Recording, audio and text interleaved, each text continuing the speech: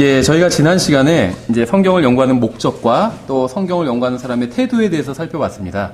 이제 이런 걸 저희가 살펴보고 또 이제 강조했던 이유는 무엇이었냐면, 저희가 앞으로 배우게 될 내용이 이제 기존의 킹제임스 성경 진영에서 공부한 세대주의와는 약간 좀 다를 수가 있습니다. 근데 이제 같은 부분도 있고 좀 다른 부분도 있고, 좀 그 기존의 킹제임스 성경을 믿는 사람들이 이제 고수하고 있는 어떤 세대주의에 대해서 좀 이제 비판을 하는 이런 부분도 있습니다. 그래서 이제 그렇다 보니까 우리와 좀 입장이 다른 사람들을 이제 함부로 비난하거나 판단하거나 이제 정죄하는 경우들이 있어요. 그래서 계속해서 강조한 거지만, 우리가 하나님의 말씀을 공부하는 이유는 다른 사람들을 비판하고 정죄하기 위함이 아니라 우리 자신이 하나님 앞에서 바르게 서고 또 다른 사람들이 하나님 앞에서 바르게 설 수 있도록 이제 도와주는 것입니다. 그래서 여러분들이 이제 이번 시간을 통해서 얻게 되는 지식을 가지고 다른 사람들을 비판하고 정죄하기는데 사용하지 않고, 이제 여러분 자신이 먼저 하나님 앞에 바르게 서고 또 이제 다른 사람들이 바르게 설 수 있도록 도와주는 것, 이것이 바로 사역이라고 말씀드렸죠. 그래서 주님을 바르게 섬기는데 또 사용하기를 바랍니다. 예, 계속해서 저희가 좀 3번 성경의 문자적 해석과 3가지 적용에 대해서 좀 살펴보도록 하겠습니다. 저희가 지난 학기의 성경 해석에 대해서 자세히 살펴봤죠. 그래서 지금 하는 이야기도 다 지난 학기에 대부분 다룬 이야기인데 좀 아주 간략하게 저희가 이야기를 하고 넘어가도록 하겠습니다. 창세기 40장에 보면 분명하게 이 해석은 하나님께 속한 것이라고 말씀을 하고 있습니다. 요셉에게 이제 꿈을 해석해달라고 하니까 요셉이 한 말이었죠. 40장 8절에서 해석은 하나님께 속한 일이 아니나이까, 이렇게 이야기를 했습니다. 예, 해석은 하나님께 속한 거예요. 참된 성경의 해석은 하나님께 속한 것입니다. 하나님께서는 진리를 계시해 주실 뿐만 아니라 해석하는 방법도 알려주셨어요. 이게 놀라운 거죠. 그러니까 단순히 성경만 주신 것이 아니라 이 성경을 어떻게 해석해야 되는지에 대해서도 말씀해 주셨다는 겁니다. 그래서 주님께서 정하시고 알려주신 방법으로 성경을 해석하지 않으면 그것은 바른 해석이 아니라는 거죠. 주님께서 정하신 방법이 아닌 다른 방법으로 성경을 해석하는 것은 사적인 해석이라고 우리가 부를 수 있습니다. 다른 성경의 근거 구절도 없이 단 한 구절만 가지고 영적으로 해석하는 것은 전형적인 사적 해석이에요. 그러니까 사적 해석은 뭐냐? 성경 구절을 딱 펴고 그걸 가지고 그냥 그 자리에서 막 자기가 해석해 나가는 거예요. 다른 성경에 어떤 백업도 없이, 어떤 관련 구절을 찾지도 않고 그 구절에서 그냥 여기서 말하는 막대기는 뭐고 막 이런 식으로 막 해석해 나가는 거예요. 그건 잘못된 해석이라는 거죠. 그게 바로 사적 해석이라는 겁니다. 그냥 해석하는 사람이 자기 머리에서 나온 대로, 막대기는 일반적으로 무슨 때리는 걸 의미하니까 막 이런 식으로 해석하는 것, 그게 사적 해석이에요. 막대기가 뭔지 다른 성경 구절을 통해서 찾아서 보여줘야 돼요. 그러니까 성경의 그 구절에 나온 단어들을 다른 성경을 통해서 그 의미를 보여줘야 된다는 겁니다. 이게 성경을 성경으로 해석하는 것이에요. 영적인 것을 영적인 것으로 비교하는 것이고.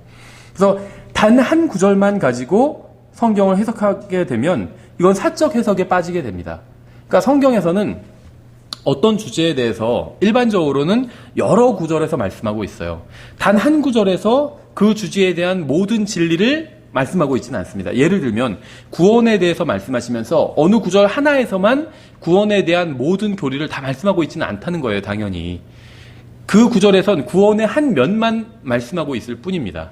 그렇죠? 주 예수 그리스도를 믿으라, 그러면 너가 구원받고 내 집이 구원받으리라. 이 구원에 대한 말씀이지만 구원에 대한 모든 교리를 담고 있지는 않죠. 여기서는 단순히 믿음에 대해서만 담고 있어요. 왜 예수님을 믿어야 구원받는지, 예수님이 뭘 하셨는지 이런 건 얘기하고 있지 않아요. 그렇죠? 그러니까 구원에 대한 우리가 올바른 교리를 세우기 위해선 단순히 사도행전 31장뿐만 아니라 다른 많은 구절들도 구원에 대해서 말씀하고 있는 예수 그리스도의 피, 십자가, 대속, 다음에 예언들, 막 이런 많은 구절들을 같이 공부를 해야 된다는 거죠. 그래야지 구원에 대한 올바른 교리를 만들 수 있다는 겁니다. 정리할 수 있다는 거죠. 여기서 어떤 성경 구절 하나만을 가지고 교리를 세워나가는 것은 이제 사적인 해석이라고 볼 수가 있습니다. 성경은 이 사적인 해석을 금지하고 있죠.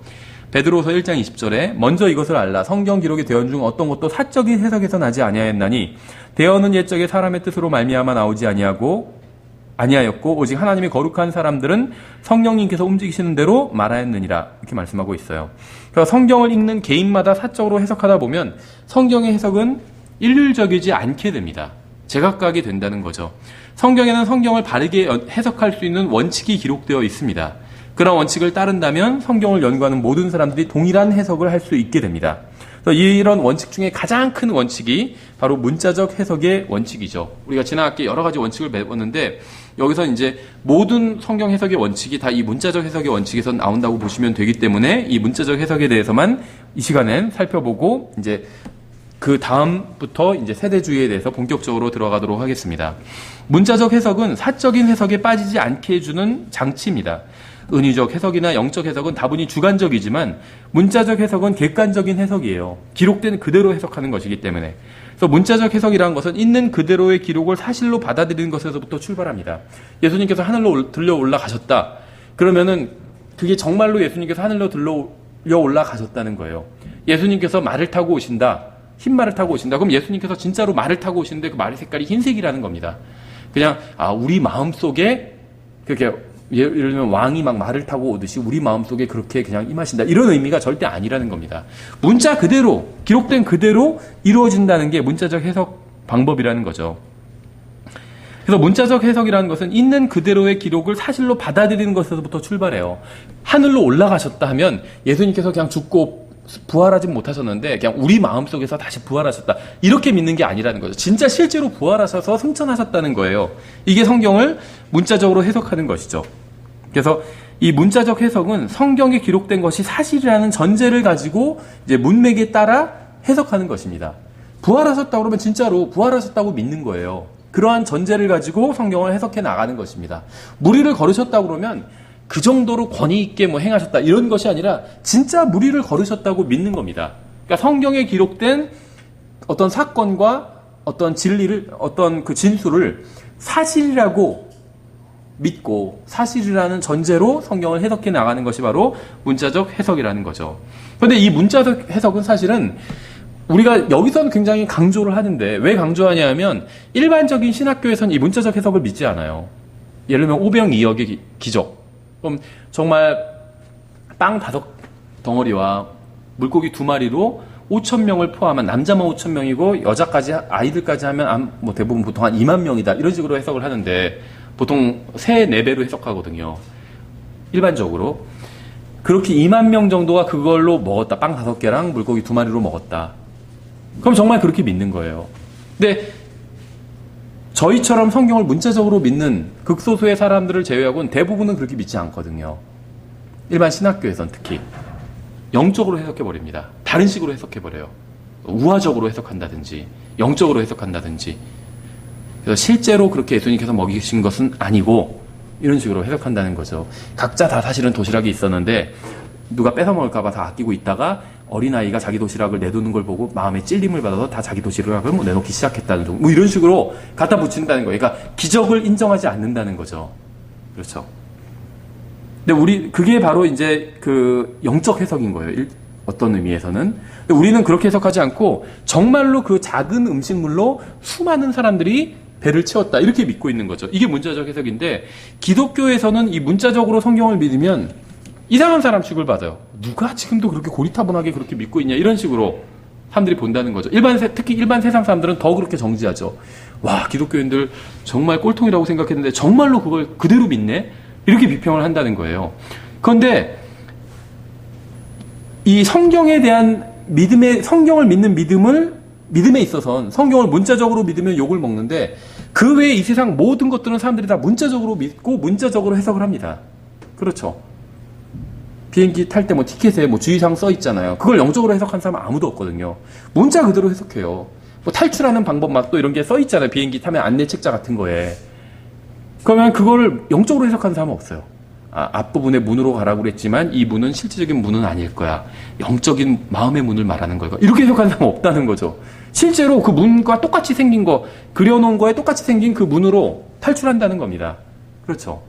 산소 마스크 쓰는 방법 1번, 2번 이렇게 써 있으면 그 순서를 따라서 실제로 그렇게 한다는 거예요. 1번에서 위에 버튼을 누르라고 했지만 이 버튼은 실제 이 버튼이 아니라 내 마음속에 있는 탈출의 버튼일 거야. 이렇게 생각하는 사람은 없다는 거죠. 그런 식으로 생각한다면 그거는 미친 겁니다. 그렇죠. 아무도 그렇게 생각하지 않아요. 그렇죠. 하다못해 마트에 가서 카트를 할 때도 동전이 없으면 지폐를 넣고 교환해서 그 동전으로 카트 뽑아서 사용하잖아요. 그럼 여기 지폐를 넣으시오 써 있는데 여기서 이 지폐를 넣으라는 것, 실제 지폐를 넣으라는 것이 아니라 이렇게 해석할 사람은 없다는 거죠. 다 문자 그대로 해석한다는 겁니다. 그러니까 이 세상 모든 것에 있어서는 다 문자적으로 해석해요. 그러니까 이 문자적 해석이 가장 대표적인 해석이고 가장 일반적인 해석입니다. 이 세상 모든 일에 있어서는. 근데 유독 성경에 있어서는 문자적으로 해석하면 미친 사람 소리를 듣는다는 거예요. 이 세상에서 문자적으로 해석하지 않으면 미친 사람 소리를 듣죠. 근데 반대로 성경에 있어서 문자적으로 해석하면 미친 사람 소리를 듣는다는 거죠. 참 이상한 일이라는 겁니다. 그래서 이 문자적 해석은 뭐 특별한 해석이 아니에요. 그냥 우리가 이 세상 모든 것을 해석할 때 하는 그 해석입니다. 자동차 매뉴얼 써 있는 대로 하잖아요. 아니면 뭐 에어컨 하다못해 에어컨을 달아도 처음에는 어떻게 작동하는지 모르니까 매뉴얼, 뭐 간단 매뉴얼 요즘 그런 게 있잖아요. 한 페이지에 다 이루어져 있는 거. 그럼 그거 쭉 한번 읽어보죠. 아 그러면 어떤 기능이 있고 어떻게 사용해야겠다 알 수 있게 되잖아요. 문자적으로 해석하는 거예요. 그렇죠. 어떻게 생긴 버튼을 누르면 뭐 예를 들면 송풍이 되고 그런 설명이 나오잖아요. 그럼 여기서 송풍이라고 하지만 이건 진짜 송풍은 아닐 거야. 이렇게 생각하지 않는다는 거죠. 문자 그대로 써있는 그대로 받아들이고 그렇게 이해하고 그렇게 믿는다는 겁니다. 성경도 그렇게 믿어야 된다는 거예요. 그럼 잘 믿는 거예요. 그러니까 우리가 매뉴얼, 일반 뭐 자동차 매뉴얼, 무슨 에어컨 매뉴얼, 컴퓨터 매뉴얼 믿듯이 성경을 그렇게 믿으면 그게 잘 믿는 겁니다. 그렇죠. 써있는 그대로 믿으면 잘 믿는 거잖아요. 그렇죠. 어린아이들은 그걸 잘 못하잖아요. 어떻게 써있는 그대로 못하고 다르게 하죠. 그럼 어른들이 보고 뭐라고 하죠? 여기 이렇게 써있잖아. 이대로 하면 돼. 너가 지금 이대로 안 했잖아. 그러니까 작동이 안 되는 거지. 이렇게 알려주잖아요. 성경도 똑같다는 거예요. 기록된 그대로 믿으면 된다는 겁니다. 그렇죠. 부활하셨다면 부활하셨다고 믿고 나중에 다시 오신다고 그러면 나중에 다시 오신다고 하고 근데 오시는데 하늘로 들려 올라가듯이 다시 그대로 내려오신다고 하면 그대로 믿는 거고 오셔서 지상에 왕국을 세우시는데 그 왕국이 1000년간 지속된다면 그대로 믿는 거야. 그래서 천년왕국이라고 믿는 거잖아요. 근데 영적으로 해석하는 사람들은 1000년이라고 하셨지만 실제 1000년은 아니고 그만큼 오랜 기간을 말하는 걸 거야. 이런 식으로 해석한다는 거예요. 여기 냉방이라고 에어컨에서 했지만 진짜 냉방은 아니고 그만큼 그래도 선풍기보다 좀 시원하다는 정도겠지. 실제 냉방이 되겠어. 이렇게 생각하지는 않는다는 거죠. 그러니까는 이 세상에서 우리가 부모 형제의 말을 믿듯이 아니면 신문지를 믿듯이 아니면 매뉴얼을 믿듯이 그렇게 성경을 믿으면 잘 믿는 겁니다. 그렇죠. 예, 그래서 성경을 해석하는 방법은 우리가 그냥 일반적인 매뉴얼을 읽고 해석하는 것과 똑같아요. 성경에 기록된 그대로 믿는 것이 바로 성경의 올바른 해석 방법입니다. 가장 쉬운 해석 방법이죠. 근데 이게 가장 바른 해석 방법이라는 거예요. 올라가셨다 그러면 올라가셨다고 믿고 내려오신다 그러면 다시 내려오신다고 믿고 공중에 오셔가지고 우리 이름 부르신다고 하면 그대로 믿는 거예요. 그럼 우린 들림받아 올라간다면 그대로 믿는 겁니다. 그렇죠. 그리고 나서 환란이 시작된다고 하면 그대로 믿는 거예요. 내려오셔서 왕국을 세우신다고 하면 그대로 믿는 거예요. 왕국이 1000년간 지속될 것이다. 그대로 믿는 거예요. 1000년 왕국 후에는 다시 큰인왕자 심판석이 지금 있는 하늘과 땅이 다 없어지고 큰인왕자 심판석이 열릴 것이다. 그대로 믿는 겁니다. 기록된 그대로. 그런데 대부분의 기독교인들이 이렇게 그대로 믿고 있진 않다는 거죠. 그래서 성경에서 다른 식으로 해석하고 있지 않은 이상 문자적으로 해석하는 것이 항상 바른 해석입니다. 그래서 성경에서 산이라고 하면 산이고 강이라고 하면 강이고 물이라고 하면 물이에요. 고기라고 하면 고기고 마곡이라고 하면 마곡입니다. 이 마곡이 무엇인가 막 해석하려고 하는데 그럴 필요가 없어요. 마곡은 마곡이에요. 성경에 안 나오는 것을 갖다 붙일 필요가 없다는 거죠. 이것은 뭐 소련일 것이다. 과거에 그렇게 해석했어요. 곡과 마곡의 전쟁에서 예를 들면 곡은 소련이고 막 이런 식으로 했는데 소련이 없어져 버렸어요. 그러니까 지금은 러시아일 것이다. 이렇게 해석한다는 거죠. 성경에 러시아가 어디 나와요? 미국이 어디 나오고 영국이 어디 나오고 이건 중국일 것이다. 막 이렇게 해석하는 사람들이 있어요. 중국이 어디 나와요? 뭐 이거는 헬리콥터일 것이다. 헬리콥터가 어디 나와요? 성경에. 우리가 나중에 그 계시록을 공부할 때 자세히 보겠지만 성경에 헬리콥터 안 나와요. 꼬리에 뭐 쏘는 것이 있고 하니까 그게 헬리콥터가 하는데 헬리콥터는요 꼬리에 쏘는 것이 있지 않아요. 꼬리에는 테일 로터라고 로터가 있어요. 그 회전하는 그 뭐라고 그러죠? 프로펠러 같은 거 로터라고 하잖아요. 메인 로터가 있고 꼬리 테일 로터가 있어요. 쏘는 게 없어요. 쏘는 거는 오히려 앞에 있어요. 근데 꼬리에 쏘는 것이 있다니까 그걸 헬리콥터라고 해석한다는 거죠. 그게 왜 헬리콥터예요? 성경에 헬리콥터 나오지도 않는데. 예언에 대한 책들이 대부분이 전천년주의자들이 쓴 책들이 다 그러니까 기본적으로 그 사람도 성경 문자적으로 해석해야 된다. 이렇게 주장하면서도 계시록에 나오는 어떤 그런 것들을 해석할 땐 다 영적으로 해석해버려요. 막. 그래서 실제로 문자적 해석하지 않는다는 거죠. 어디 성경에서 그게 뭐 헬리콥터라고 말씀하신 적이 어디 있어요?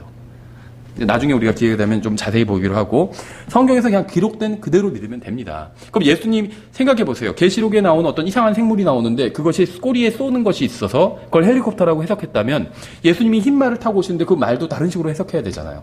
뭐 우주 왕복선 이런 걸로 해석해야 되나요? 우주 왕복선도 흰색이더라고요. 그런 식으로 해석할 수는 없죠. 흰 말 타고 오신다고 해석하잖아요. 그러면 거기서는 문자 그대로 해석해요. 제가 이런 말씀 드리는 건 킹제임 성경 믿는 사람들이 쓴 주석서도 그렇게 돼 있어요.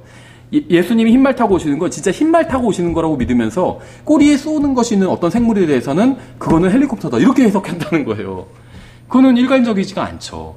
꼬리에 쏘는 게 있는 어떤 생물을 현대 과학이 만들어낸 어떤 무기, 헬리콥터라고 해석한다면 예수님이 타고 오시는 흰말도 그런 걸로 해석해야죠.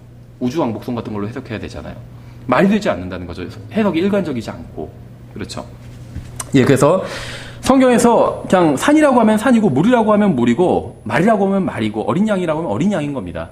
뭐 다른 게 아니에요. 이거 다른 걸 다른 게 아니라는 거죠. 어린 양 잡으라고 하면 어린 양 잡아야지 염소 잡으면 안 된다는 거죠. 성경은 문자 그대로 기록된 그대로 해석해야 합니다. 사람들은 이 세상의 모든 다른 책들에 대해서는 대부분 기록된 그대로 읽고 그대로 이해를 합니다. 근데 유독 성경을 읽을 때에는 기록된 그대로 해석하는 것이 아니라 비유적으로 해석하려고 그래요. 이렇게 말씀하셨지만 진짜 그런 건 예수님께서 오신다고 했지만 진짜 다시 오신 건 아니라 그냥 우리 마음속에 우리가 다 각자 작은 예수가 돼서 이 세상 살기 좋은 곳으로 우리가 열심히 살고 선하게 살면 살기 좋은 곳이 되잖아요. 그러면 그게 바로 천년왕국일 거야. 이런 식으로 해석한다는 거죠. 성경에 그런 말씀이 어디 있어요. 오히려 성경에 보면 그런 게 불가능하다는 거죠. 불가능하기 때문에 예수님께서 직접 오셔서 왕국을 세우시는 거예요. 사람들이 아무리 이 세상이 다 기독교 국가가 돼도 불가능하다는 거예요. 하나님의 뜻을 실현하기엔. 기독교 국가라는 자체도 성경엔 없을 뿐더러. 그렇죠. 그래서 성경은 비유적이 아니라 문자적으로 해석해야 합니다. 사람들이 오해하는 게 마태복음 13장 34절 같은 구절 때문이에요. 예수님께서 이 모든 것을 우리에게 비유로 말씀하시고 비유가 없이는 그들에게 말씀하지 아니하셨으니, 그러니까 이런 구절 하나 인용하면서 봐라, 예수님께서 비유로 말씀하지 않으셨냐. 그러니까 성경은 다 비유로 풀어서 해석해야 된다. 이렇게 주장하는 거죠. 천년이라고 하면 그게 천년이 아니라 그냥 긴 시간을 말하는 거다. 이런 식으로 갖다 붙인다는 거죠. 그런데 마가복음 4장에서 33절에서 뭐라고 되어 있냐면, 그분께서 이러한 많은 비유로 그들이 말씀을 들을 수 있는 대로 그들에게 말씀하시되 비유가 없이는 그들에게 말씀하지 아니하시고 그들이 따로 있을 때 모든 것을 풀어 자기 제자들에게 설명해 주시더라. 비유를 말씀하시면 항상 풀어서 설명을 해 주셨습니다. 그러면 설명해 주지 않은 것들이 있잖아요. 이거는 비유가 아니에요. 신약 성경의 서신서에서 설명해 주고 있지 않잖아요. 어떤 말씀들을 하고, 예를 들면 천사장의 호령과 뭘로 주님께서 오실 것이다 이렇게 말씀하고 있고 그걸 풀지 않잖아요. 그건 비유가 아니라는 거예요. 그러니까 뭐냐면 성경엔 비유가 분명히 나옵니다. 근데 그 비유가 나오면 그 비유를 항상 풀어서 설명해줘요. 밭은 세상이고 뭐 새는 악한 영이고 다 설명을 해줍니다. 비유로 말씀하셨을 땐. 근데 설명해주지 않는 것들이 있어요. 이런 거는 비유가 아니라는 거예요. 나사로가 죽어서 지옥에 갔고 부자도 나사로가 죽어서 낙원에 갔고 부자는 죽어서 지옥에 갔다. 근데 이거 설명 안 해주시잖아요. 여기서 부자라는 것은 무슨 사람을 의미하고 여기서 지옥이라는 것은 뭐를 의미한다. 이런 말씀 안 해주신다는 거예요. 왜냐하면 그건 비유가 아니기 때문에. 진짜 부자가 진짜 지옥에 간 거예요. 그 진짜 나사로가 낙원에 간 것이고. 그래서 비유는 설명을 해주세요. 뭐는 뭐고 이렇게 설명해 주시는데 비유가 아닌 것은 설명을 해주지 않습니다. 그래서 설명이 없는 건 다 비유가 아니라는 거예요. 그렇게 보시면 된다는 겁니다. 그래서 비유로 해석할 이유가 없다는 겁니다. 왜냐하면 비유를 다 설명해 주고 있기 때문에 비유를 해석할 필요가 없다는 거예요. 비유는 설명이 돼 있기 때문에 성경에서 다. 요한복음 16장에서 이렇게 말씀하고 있잖아요. 내가 이 일들을 비유로 너에게 일렀거니와 때가 이르면 다시는 비유로 너에게 이르지 아니하고 아버지에 대해 분명히 너에게 보이리니 이렇게 말씀하셨잖아요. 그분의 제자들이 그분께 이르되 보소서 이제는 주께서 분명히 말씀하시고 아무 비유도 말씀하지 아니하시니. 그래서 복음서에서 비유를 말씀하시고 또 설명해 주시고 서신서에서는 비유를 말씀하지 않으신 거예요. 있는 그대로 다 직접적으로 말씀하셨다는 거죠. 그래서 성경을 문자 그대로 받아들이지 않고 비유적으로 해석하는 가장 큰 이유는 불신 때문입니다. 성경에 기록된 표적과 기적을 믿지 않기 때문에 문자적으로 해석하지 않는 거예요. 그래서 성경을 기록된 그대로 믿는다면 성경에 기록된 기적과 표적을 사실 그대로 실제했던 사건으로 믿어야 되는데 그렇게 하기 힘든 사람들이 선택한 방법이 바로 영적 해석이라는 거죠. 예를 든 것처럼 예수님이 빵 5덩어리와 물고기 2마리로 수천 명을 먹이셨다는 성경 기록을 읽고는 어린아이가 자신의 이익을 생각하지 않고 자신의 도시락을 내놓는 것을 보고 군중이 숨겨두었던 각자의 도시락을 꺼내놓았다. 이런 식으로 해석한다는 것이죠. 그러니까 성경의 기록에서 기적적인 요소를 모두 제거해버리는 식으로 해석하기 위해서 문자 그대로 해석하지 않는 겁니다. 그런데 이것은 성경의 기적을 믿지 못하는 불신이고 성경 변개일 뿐이에요. 그러니까 비유적으로 성경을 해석하는 것은 불신으로 해석한다는 거예요. 불신으로. 기적을 믿지 못하니까. 말이 돼? 어떻게 그 조그만 음식으로 많은 사람들이 먹을 수 있어? 말이 돼 이게? 이런 식으로. 그냥 이건 상징적으로 기록되었을 것이야. 이런 식으로 성경을 해석한다는 것이죠. 또 성경을 문자적으로 해석하지 않고 비유적, 은유적으로 해석하는 또 다른 이유는 문자적으로 기록된 유대인들에 관한 예언을 교회에 적용시키기 위함입니다. 예를 들면 불신자들은, 그러니까 자유주의 신학자들은 성경을 비유적으로 해석해요. 그렇죠? 그러니까 성경의 기적적인 요소를 다 빼버린 채 해석을 하는 겁니다. 그래서 천년왕 예수님께서 재림하셔서 셋째 하늘에서 이 지상에 재림하셔서 1000년 동안 통치하신다. 이건 기적적이잖아요. 셋째 하늘에 계신 하나님께서 오셔서 통치하신다. 기적적이잖아요. 그러니까 이걸 다 제거해서 비유적으로 해석한 게 실제로 그렇게 오시지는 않지만 예수님께서 우리 마음속에 임하시고 우리 마음속에 오래전에 돌아가셨지만 우리 마음속에서 살아계시면 우리도 아까 말했던 것처럼 작은 예수가 돼서 저마다 선을 행하면 이 세상이 정말 천년왕국처럼 선한 곳이 된다. 이런 식으로 해석하는 게 비유적 해석이라는 거죠. 그래서 이런 비유적 해석은 자유주의 신학자들, 실제로 하나님을 믿지 않는 사람들이에요. 이 사람들이 성경을 해석하는 방법이고, 두 번째 성경을 문자적으로 해석하지 않는 그룹은 이제 어떤 사람들이냐면 대표적인 게 바로 로마 카톨릭입니다. 이 사람들은 성경을 영적으로 해석해요. 문자적으로 해석하지 않고. 근데 이 사람들은 불신자는 아니죠. 처음에 성경을 비유적으로 해석했던 사람들은 자유주의 신학자들, 불신자들이에요. 근데 로마 카톨릭은 불신자는 아니에요. 그렇죠? 하나님 믿고 예수님 믿고 더 믿잖아요. 마리아까지 믿으니까. 우리보다 오히려 더 믿고 있죠. 불신자는 아닙니다. 잘못된 걸 오히려 더 믿어서 문제지.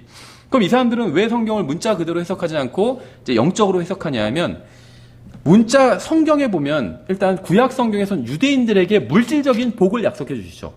물질적인 복이 뭐죠? 땅입니다. 땅. 그렇죠. 사람들이 제일 좋아하는 게 땅이잖아요. 그래서 사촌이 땅 사면 배 아프다 이런 속담도 있는 것처럼 땅이 어떤 부를 상징해요. 그렇죠. 부동산 부자, 땅. 근데 그 땅을 유대인들에게 주신다고 약속하셨어요. 어느 누구에게도 그런 약속을 주신 적이 없어요. 유대인들에게 그 좋은 땅을 약속해. 지금 중동 전체예요. 어떤 사람이니까 중동에 그 사막만 많고 별로 좋은 땅 아닌 것 같은데, 근데 사막도 많지만은 기름이 엄청나잖아요. 이게 어마어마한 부를 소유한 땅이에요, 중동이. 근데 어쨌든 간에 이걸 유대인들에게 주신다고 말씀하셨어요. 그리스도인들에게, 그럼 예수님을 잘 따르는 사람들에게 뭘 주신다고 했냐면, 나중에 예수님께서 재림하시면 새 예루살렘에서 정말 살 곳을 주시고 또 우리가 통치할 수 있게 해주신다고 그랬죠. 근데 그건 문제는 지금 이 세상에서가 아니죠. 다음 세상에서예요. 그렇죠. 그럼 이 세상에선 뭘 주시느냐? 영적인 복을 주시겠다고 하신 것이죠. 이게 마음에 안 드는 거예요. 물질적인 복과 영적인 복이 있으면 뭐가 더 좋을까요? 다 물질적인 복 택해요. 그렇죠. 10억 원어치 물질적인 복, 10억 원짜리 부동산을 주고 한쪽엔 있고 10억 원어치 영적인 복이에요. 뭘 택하시겠어요? 100이면 100, 다 10억 원어치 부동산 택하지 누가 10억 원어치 영적인 복 택하는 사람은 없어요. 그렇죠. 고난 중에서도 주님과 더불어 기뻐하는 그런 복을 주신다고 하면 그거 누가 택해요? 그냥 10억 원짜리, 10억 원이 아니라 차라리 1억 원이라도 땅으로 주는 게 더 좋지. 100억 원짜리 준다고 해도 영적인 복을 그건 원하지 않아요. 주님과 함께 누리는 무슨 어려움 가운데서도 병 중에서도 누리는 엄청난 복을 주겠다면 그거 누가 좋아해요? 그렇죠. 근데 그리스도인들에게 약속한 복이 죄다 그런 복이라는 거예요. 이 세상에서에서는, 다음 세상에서는 주님을 신실하게 따르면 도시를 통치하는 복을 주시지만 지금 이 세상에서는 아무리 주님을 잘 따라도 영적인 복만 주시겠다는 거예요. 딱 그림이 그려지죠. 바로 사도 바울의 삶이잖아요. 우리가 영적인 눈으로 보면 사도 바울이 부럽죠. 정말 주님과 친밀했고 정말 주님을 위해서 큰 열심을 가지고 큰 일을 행했잖아요. 정말 사도 바울보다 더 상급을 많이 받을 사람이 몇 명이나 있겠어요? 거의 없겠죠. 정말 주님을 위해서 소아시아 전체에 정말 돌아다니면서 교회를 세우고 대단한 일을 했잖아요. 근데 이 세상적인 관점으로 보면 어떻죠? 노숙자예요, 노숙자. 사도 바울 간증 읽어보세요. 매맞고 정처 없고 자기에 대해서 쭉 얘기하잖아요. 노숙자예요, 완전히 노숙자. 그러니까 로마 카톨릭이 딱 봤을 때 별로 그런 영적인 복은 받고 싶지가 않은 거죠. 그러니까 우리 솔직한 육신의 그 소망을 자기네 신학에 그대로 담아낸 거예요. 그래서 이거를 물질적인 복을 받아야 되는데 유대인들에게 주시겠다고 말씀하셨잖아요. 그럼 이게 유대인들이 살아있는 한 문자 그대로 해석할 수가 있죠. 근데 만약에 유대인들을 다 제거해버리면 하나님께서 유대인들에게 이 땅을 주시겠다고 했는데 엄청난 물질적인 복을 주시겠다고 했는데 전 세계의 어떤 우두머리 국가가 되는 그런 복을 주시겠다고 했는데 유대인들을 다 제거하면 성경의 예언은 성취돼야 되잖아요. 그러면 유대인들에게 주시겠다고 했는데 유대인들이 다 제거돼서 사라졌으니까 그러면은 결국 이거는 아마 영적인 비유의 말씀일 거야. 이렇게 해석할 여지가 생기잖아요. 그렇잖아요. 하나님의 말씀은 일단 진리잖아요. 로마 카톨릭도 일단 거기서 전제를 하고 하나님의 말씀이 진리라는 전제에서부터 시작하는데 유대인들이 살아있으면 유대인들에게 주시겠다고 한 건 진짜 줘야 되잖아요. 근데 유대인들을 제거해버리면 유대인들이 없으니까 그런데도 하나님의 말씀을 성취돼야 되니까 그러면 그건 문자적인 유대인이 아니라 영적인 유대인들에게 해당이 되겠다. 이렇게 해석할 수가 있잖아요. 그래서 이제 유대인들을 박해하기 시작한 거예요. 로마 카톨릭에서. 히틀러, 무솔리니 다 로마 카톨릭 신자였고 파문당한 적이 없어요. 유대인을 그렇게 600만 명이나 박멸을 했는데도 불구하고 히틀러는 파문당한 적이 없다는 거예요. 그리고 실제로 그 스모크 스크린이라는 책을 보시면 연막이라고 그 말씀보장께서 번역된 책이 있는데 거기를 보시면 수많은 카톨릭 사제들이 로마 카톨릭의 그 히틀러의 친위대 장교로 복무를 했습니다. 또 유대인들을 박멸하는 일에 앞장섰다는 거예요. 그건 뭐 다 거기에 그 책에 보시면 증거가 제시되어 있어요. 사진과 실제 어떤 사제가 어떻게 로마 카톨릭 장교로 복무했고 그런 예들이 숱하게 실려 있어요. 왜 그런 일에 로마 카톨릭 사제들이 그 당시에 헌신을 했는지를 알 수가 있겠죠. 자기들의 교리 그 성경 해석 체계를 실현하기 위해서 실제 문자적으로 유대인들을 박멸하는 일에 앞장을 섰던 것이라고 볼 수가 있습니다. 여기서 성경을 문자적으로 해석하지 않는 여러 가지 이유가 있겠지만 가장 큰 이유는 첫 번째 불신 때문이고 무신론자들의, 두 번째는 유대인들에게 주신 물질적인 복을 자기들이 가로채기 위해서 성경을 이제 영적으로 해석하기 시작했다는 거죠. 성경은 문자적으로 해석해야 되지만 성경을 적용하는 데는 세 가지로 적용할 수 있습니다. 그래서 역사적, 교리적이란 말은 항상 예언적이라고 말씀드렸죠. 영적, 이렇게 세 가지로 적용할 수 있습니다. 성경의 구절은 그 구절에 기록된 역사적인 고유한 위치가 있어요. 그래서 성경은 기본적으로 예언의 책이지만 지나간 역사를 기록한 역사책이기도 합니다. 이 세상의 대부분 역사책들은 대부분 승자의 기록이고 오류가 있을 수 있지만 성경은 이 세상에서 오류가 없는 유일한 역사책이죠. 그래서 성경에는 그 기록자의 죄도 예외 없이 기록되어 있다는 것이 이제 성경이 인간적인 견해가 배제된 책이라는 사실을 증거하죠. 대표적인 경우가 시편이죠. 시편은 절반 이상이 다윗이 기록을 했습니다. 근데 다윗의 죄가 그대로 막 적혀 있잖아요. 자아 죄를 고백하고 있고. 그렇죠. 그래서 성경이 그 기록자 개인의 어떤 생각을 담은 책이 아니라 하나님의 말씀이라는 증거라는 겁니다. 구약 성경의 어떤 구절들은 신약의 그리스도인들에게 해당되지 않는 경우가 굉장히 많이 있어요. 그래서 성경의 구절은 역사적으로 고유한 위치가 있습니다. 우리가 그 식당에 가면 뭐 욥기 8장 7절 같은 거 많이 걸어놨잖아요. 내 시작은 미약하였으나 내 끝은 창대하리라. 이제 우리 흥정의 성경 좀 구절이 다르지만 비록 내 시작은 작을지라도 내 마지막 끝은 심히 크리라, 이 구절이죠. 근데 이 구절은 그리스도인들에게 관계 있는 구절은 아니라는 거죠. 그냥 욥기에 나온 구절이고 그 욥을 비평하기 위해서 욥의 친구 중에 하나가 적용한 구절입니다.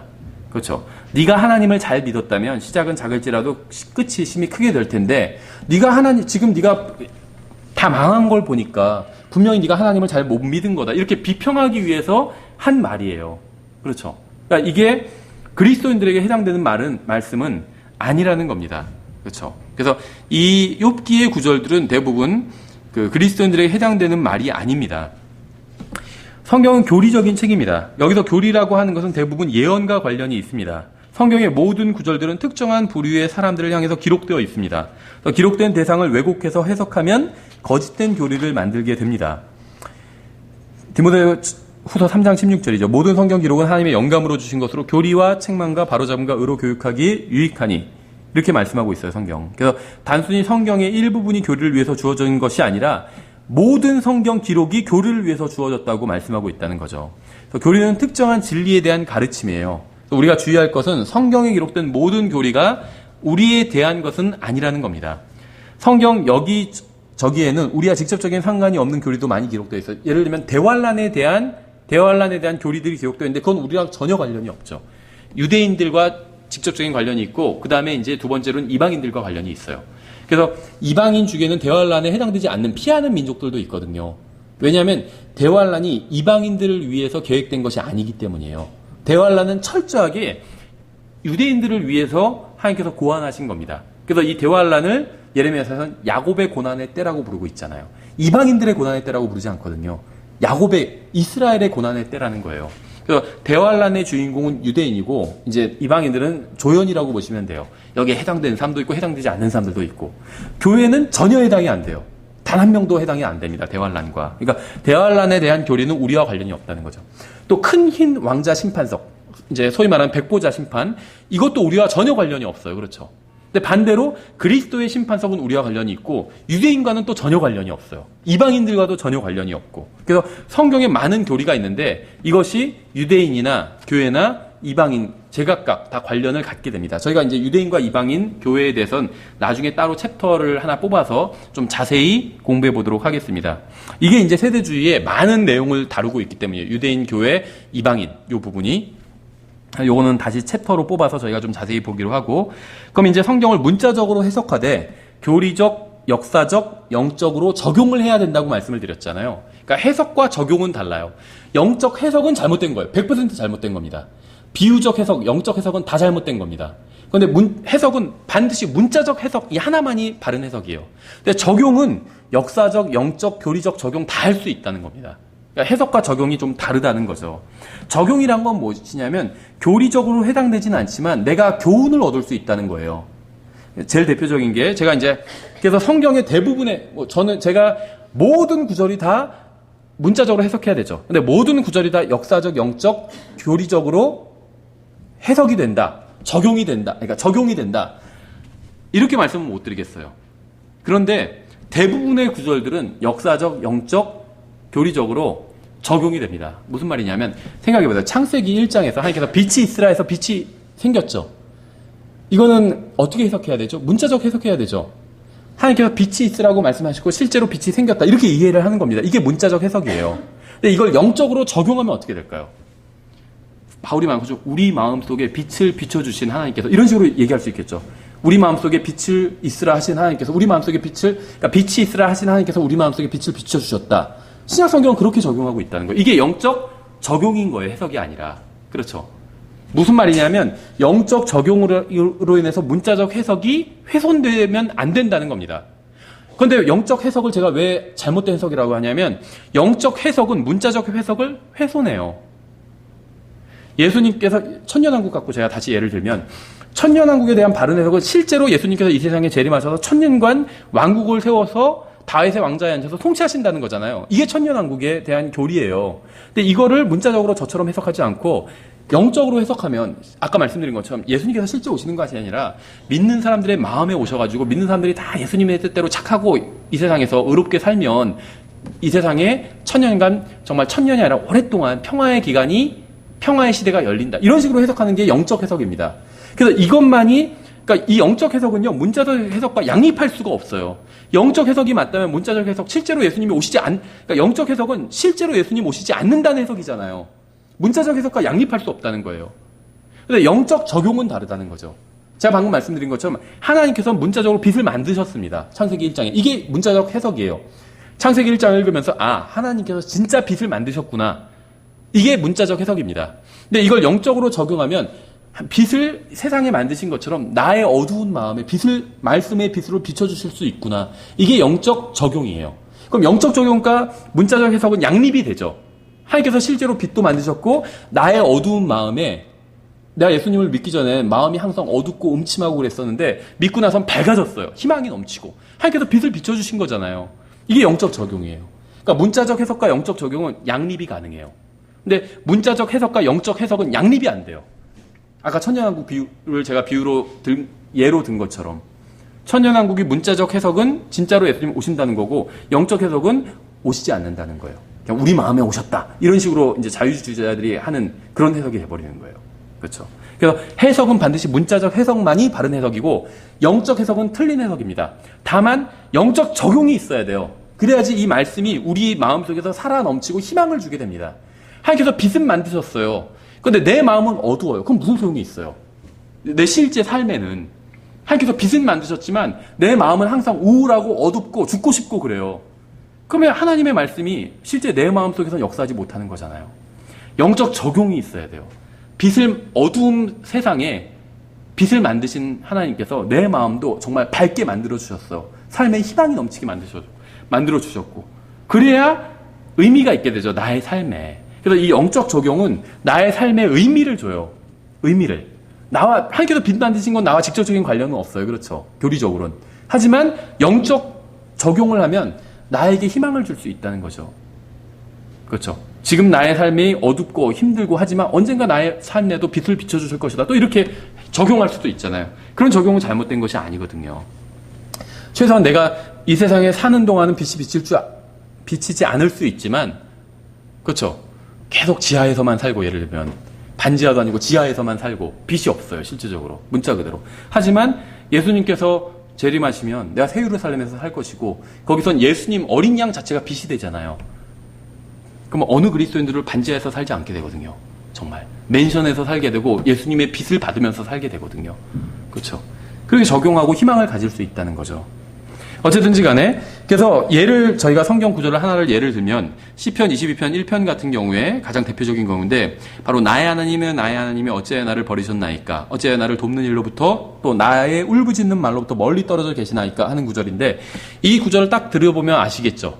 이거는 지금 다윗이 시편 22편에서 기록한 구절이지만 소위 말하는 메시아 시편입니다. 예수님께서 메시아 시편이라는 건 뭐냐면 예수님의 그 예언과 관련 있는 예수님에 관한 메시아에 관한 예언과 관련 있는 시편이고 이 시편은 메시아가 십자가 위에서 고난받는 중에 고백하게 되는 그러한 구절입니다. 그러니까 실제 메시아가 오면 이 구절을 똑같이 인용하게 돼요. 예수님께서는 실제 이것을 인용하심으로 자기가 메시아라는 것을 드러내 보여주셨죠. 근데 이 구절은 역사적으로는 다윗에게 적용이 돼요. 다윗이 이게 메시아 시편인지 알고 기록했을까요? 모르고 기록했을까요? 그 자체도 우리는 모르죠. 알았을 수도 있고 몰랐을 수도 있어요. 그런데 몰랐다고 해도 어색하지 않죠. 왜냐하면 다윗이 지금 이걸 기록하면서 메시아까지 염두에 두고 기록하지는 않았을 확률이 커요. 자기가 괴로우니까 하나님 어찌해서 저를 버리셨습니까? 이거는 누구나 할 수 있는 말이죠. 내가 하나님 열심히 믿었는데 갑자기 큰 병에 암에 걸리고 집에 사업도 망하고 가족이 막 죽고 그러면은 이런 고백할 수 있잖아요. 하나님 왜 저를 버리시는 겁니까? 고백할 수 있잖아요. 다윗이 지금 그런 심정으로 이걸 기록한 거거든요. 그래서 역사적으로는 이것이, 그러니까 해석은 문자적으로 해석하는 건데 적용은 역사적으로는 다윗에게 해당이 돼요. 다윗에게 적용할 수 있다는 거죠. 근데 교리적으로는 이것이 예수님께 적용이 되죠.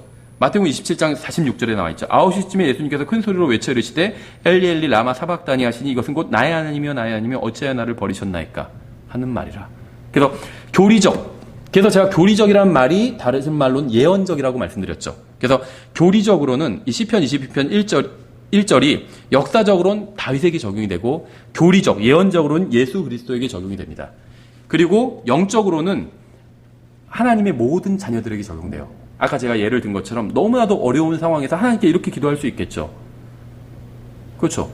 누가 아주 어려운 상황에서 말씀이 좀 암에 걸리고 집안 다 망하고 하나님의 기도하면서 하나님이 어찌하여 나를 버리셨나이까 이렇게 기도한다고 해서 그 사람한테 막 정죄할 수 없겠죠. 넌 무슨 하나님의 역사를 왜 무시해? 다 모든 것이 합력하여 선을 이룰까 하면서 그렇게 얘기할 수 없겠죠. 그런 어려운 일을 당해본 사람은 그 당해본 사람의 마음을 누가 알겠어요. 우리가 함부로 정죄할 수 없거든요. 그렇죠. 그런 어려운 일을 당하게 되면 다 이렇게 원망을 하게 됩니다. 저는 그게 크게 잘못됐다고 생각하지 않아요. 하나님을 아예 떠나버리는 게 잘못된 거지. 끝까지 하나님께 매달리고 왜 저를 이렇게 하셨습니까? 하나님께 계속 매달리는 건 충분히 인간적으로 가능한 일이고 하나님께서도 이해를 해주실 일이라고 생각합니다. 어쨌든 간에 제가 뭐든이라고 말씀드릴 수 있을는지는 모르지만 대부분의 성경 구절은 문자적으로 해석이 되고 또 역사적, 교리적, 영적으로 적용이 됩니다. 대부분은 다. 꼭 요 시편 22편 1절이 아니라 우리가 아직 성경 지식이 없어서 올바로 이거를 적용을 못해서 그렇지 대부분의 구절들은 그렇게 적용이 돼요. 아까 빛이 있으라 그 말씀을 사도 바울이 이걸 영적으로 우리 마음에 빛을 비추셨다 이렇게 적용할지 누가 알았겠어요. 사도 바울이 그렇게 적용을 해버린 거죠. 영적으로. 그리고 문자적 해석과 상충하지 않기 때문에 그건 가능한 적용이라는 거죠. 그래서 이 영적 적용은 굉장히 풍성해요. 성경의 어떤 구절을 갖고 와서 자기에게 적용해도 됩니다. 상관이 없어요. 영적 적용은. 문자적 해석과 상충하지 않기 때문에. 그래야 성경이 의미가 있게 돼요. 이 영적 적용이 없으면 구약 성경은 아무런 의미가 없어요. 왜냐하면 구약 성경에서 직접적으로 우리 그리스도인들에게 하시는 말씀은 없거든요, 거의. 다 신약 서신서에서 직접적으로 하시는 말씀은 다 신약 서신서에 기록되어 있어요. 그래서 그럼 구약 성경의 의미가 없어져 버린다는 거죠. 근데 영적 적용이 있기 때문에 구약 성경의 의미가 있는 거예요.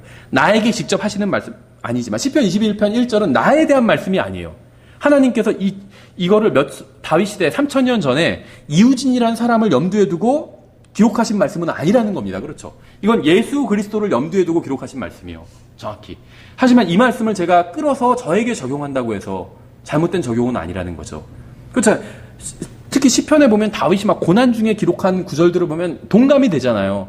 자기가 눈물로 베개를 적셨다면 동감이 될 때가 있잖아요. 나도 정말 자면서 눈물 흘리고 너무 힘들어서 그런 적이 있는데 동감이 되잖아요. 그걸 자기가 영적으로 적용하는 건 전혀 잘못된 게 아니라는 겁니다. 근데 그 말씀이 눈물로 베개를 적셨다는 게 나에 대한 예언이다. 이렇게 해석하면 그건 미친 거죠. 저에 대한 그런 직접적인 그런 예언이 아니란 겁니다. 그런 건 대부분이 다 메시아 시편이고 예수님께 직접적으로 해당되는 거지 저에게 직접적으로 해당되는 건 아니에요. 다만 그 말씀을 제가 끌었으면서 제가 위로를 삼고 그렇게 할 수는 있다는 거죠. 영적으로 적용하는 건 전혀 문제가 없다는 겁니다. 그렇죠. 요한계시록도 마찬가지예요. 계시록 2, 3장의 7교회가 역사적으로는 1세기경에 있었던 그 소아시아 지역에 있었던 7교회에 관한 말씀입니다. 그렇죠. 근데 교리적으로는 나중에 대환란 때에 있을 어떤 것들을 상징적으로 보여줄 수가 있어요. 영적으로는 우리의 모습을 또 보여줄 수가 있죠. 1세기경뿐만이 아니라 지금 우리 교회에도 빌라델비아 교회 성도 같은 성도들이 있고 라오디게아 교회 성도 같은 또 성도들도 있죠. 영적으로는 우리의 모습을 그대로 보여주고 있습니다. 근데 교리적으로 우리에 대한 말씀은 아니죠. 라오디게아 교회 성도들에게 막 책망하시는 말씀이 우리에 대한 말씀은 아니에요. 교리적으로. 하지만 충분히 우리가 영적으로 그걸 우리에게 적용해서 유익을 얻을 수는 있다는 거예요. 그렇죠. 이게 이제 그 성경의 문자적 해석과 역사적, 교리적, 영적 세 가지 적용입니다. 그래서 이제 이렇게 성경을 우리가 문자적으로만 해석을 하면 큰 오류에 빠지진 않아요. 성경 해석에 있어서. 예, 그래서 저희가 1과를 끝냈고 이제 2과부터는 세대주의가 무엇인지 그 세대주의란 말 자체의 정의, 이 정의도 우리가 지금 기존에 공부하던 것과는 좀 약간 다른 얘기를 하게 됩니다. 왜냐하면 기존에는 이 세대주의에서 세대가 시대를 의미한다고 이렇게 많이 해석을 했었어요. 그래서 세대주의 하면 시대를 나누는 그런 작업을 했습니다. 우리가 물론 이제 그런 것도 공부를 하겠지만 성경에 의하면 이 세대라는 게 영어로는 dispensation인데 이거는 분배예요. 그래서 어떤 세대주의라는 건 시대를 나누는 그런 체계가 아니라 분배의 체계입니다. 분배의 체계. 뭔지 좀 궁금하시죠? 다음 시간에 저희가 자세히 이제 이런 이야기를 살펴보도록 하겠습니다. 저희가 다음 주는 추석 때문에 휴강을 하고요. 그 다음 주 휴강하고 그 다음 주에 저희 2주 후에 만나 뵙겠습니다. 예, 수고하셨습니다. 감사합니다.